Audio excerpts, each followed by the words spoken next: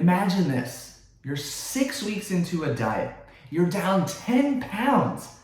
But all of a sudden, the following begins to happen. You miss a meal prep session and are forced to rely on picking up fast food on the way home from work. Thursday morning, you're just not feeling your workout, so you skip it.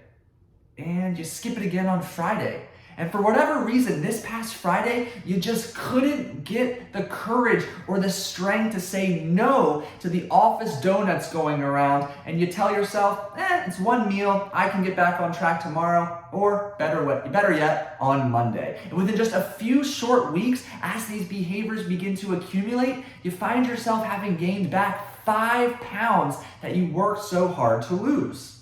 Sound familiar? It does for me. In fact, not only has it played out in multiple past dieting attempts for me personally, but also in multiple other areas of my life. Because what I have just described to you is self-sabotaging behavior at its finest. And it's one of, if not the biggest challenges that we all face when trying to make consistent progress toward a goal, and more importantly, maintain the progress that our hard work has yielded.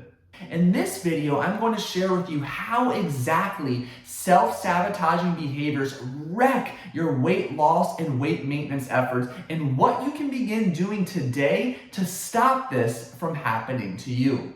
If you're ready to learn how to overcome your biggest barrier to success, yourself, go ahead and give this video a thumbs up to help you open up your mind and prime you to begin reframing your thoughts. My name is Paul Salter, and I'm the registered dietitian who has worked with more than 1,400 men and women and helped them to collectively lose tens of thousands of pounds of body fat by reframing their thoughts and reshaping their behaviors. Self-sabotaging behavior refers to the self-talk, thought patterns, and habits that lead to us getting into our own way. And typically, these behaviors show up for one of two reasons. Number one, we feel that we deserve it. And number two, they are the result of a fear that is not yet overcome, whether that be a fear of failure or a fear of success. And yes, I said fear of success, and I'll unpack that in a little bit more detail in just a couple of minutes.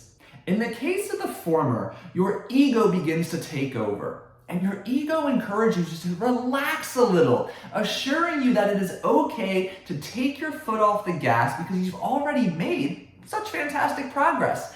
And in the latter, a conscious or unconscious fear of failure or success may begin to influence your willpower, discipline, organization, consistency, and ultimately negatively impact your continued path toward progress. So that begs the question, how do we begin to overcome these self-sabotaging behaviors? Well, when you develop a case of the I deserve it, which is a term I like to use to describe the feeling of entitlement we develop when we've hit a streak of good behavior and feel we can ease up a bit, we need to remind ourselves of the following.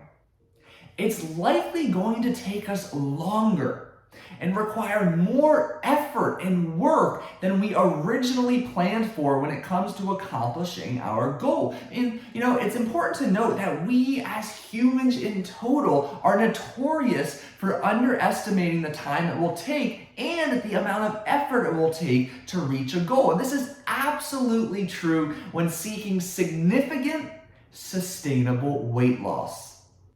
The best way to remove the ego-influenced case of the I deserve it is to lean into those foundational habits even more when you begin to spot this feeling. So double down on meal prep, double down on planning your workout schedule for the week every single Sunday, make sure weekly planning and meal prep are a priority, and ultimately continue to revisit your driving why behind why you want to make these changes as often as possible. Because knowing your why inside and out may be the biggest asset you can have when it comes to preventing self-sabotaging behaviors, because it's ultimately going to be what you lean on when you face the inevitable challenges that are going to occur down the road.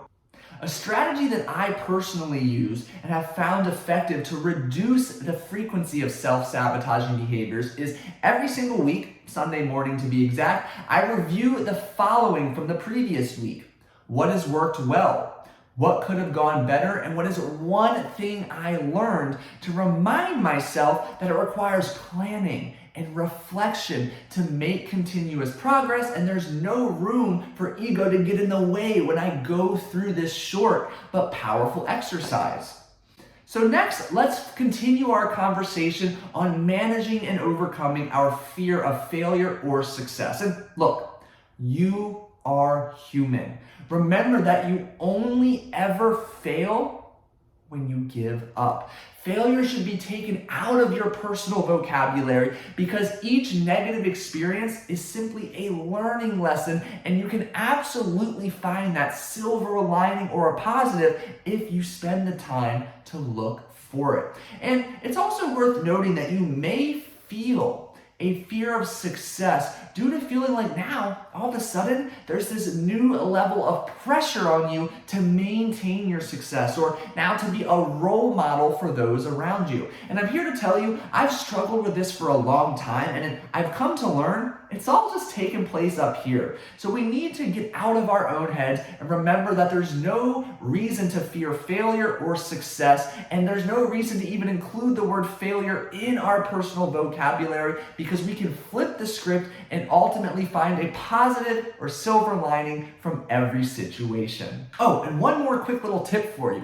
Instead of fearing success, why not celebrate it? Have a dance party. Truly celebrate the heck out of your successes to smash any fear. And I'm curious to know, how do you celebrate your successes? Drop me a quick comment below this video to let me know how. I would love to know how. I like to dance, give a big fist pump to celebrate my successes, to really smash fear out of sight.